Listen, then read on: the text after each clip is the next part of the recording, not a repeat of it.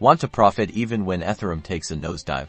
This video will show you how to short Ethereum on Kraken, step by step. Remember, shorting involves risk, so only trade with what you can afford to lose. First, log into your Kraken account. If you don't have one, you'll need to create one and complete the verification process. Once you're logged in, navigate to the Trade tab. This is where the magic happens. Select the ETH pair you want to trade against, for example, ETH/USD or ETH/EUR.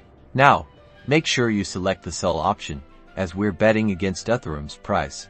Choose your leverage carefully. Higher leverage amplifies both potential profits and potential losses. Start with low leverage, like to get a feel for it. Select your order type. A limit order allows you to set the price you want to sell ETH at, while a market order executes the trade immediately at the current market price. For beginners, a market order is often easier.